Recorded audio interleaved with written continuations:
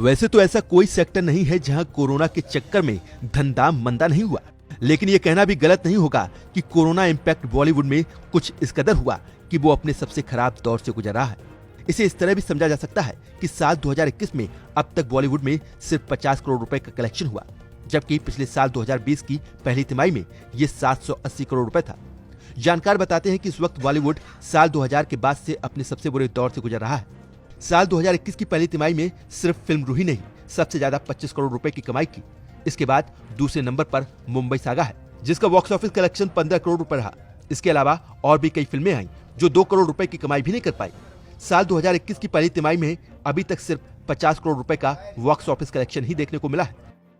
अभी तक बॉलीवुड के इतिहास में ऐसा कभी नहीं हुआ, यानी नई सदी की शुरुआत 2000 के बाद से अब तक का सबसे खराब दौर रहा। इसके पहले बॉलीवुड की सबसे खराब तिमाही साल 2020 की पहली तिमाही थी, लेकिन उस तिमाही में भी बॉलीवुड कलेक्शन 780 करोड़ रुपए रहा था, जिसमें 2020 की पहली तिमाही में तानाजी द अनसंग वॉरियर ने 280 करोड़ रुपए की कमाई की।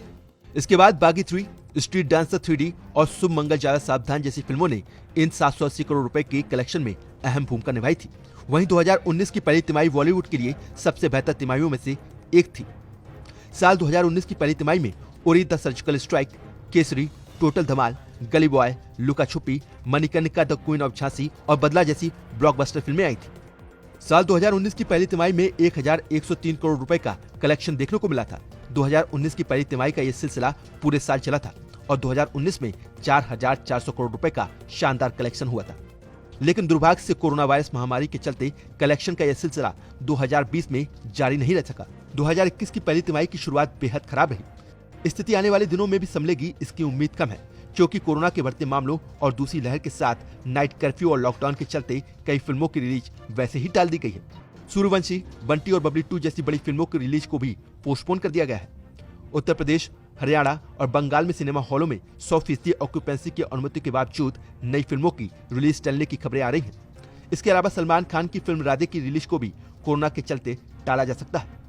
ये फिल्म 13 मई यानी आने वाली ईद को रिलीज होने वाली थी। फेसबुक लाइव सेशन के दौरान सलमान खान ने कहा कि राधे 13 मई को थिएटर में तभी आ पाएगी जब कोरोना के मामले कम हों। हालांकि बॉलीवुड के लिए कुछ अच्छी खबरें भी सामने आ रही हैं। जानकारों का कहना है कि मई से कोरोना की स्थिति में सुधार दिखना शुरू हो सकता है। वैक्सीनेशन अभियान के चलते जून तक इंडस्ट्री में सुधार की संभावना जताई जा रही है। उम्मीद है कि जून तक 25% की सीमा के साथ थिएटर फिर से खोले जा सकते हैं। फिलहाल सबकी नजर इस समय दूसरी तिमाही पर लगी हुई है। लोगों को उम्मीद है कि जून के बाद स्थितियों में सुधार होना शुरू हो जाएगा और साल 2021 पिछले साल 2020 के मुकाबले बेहतर साबित होगा।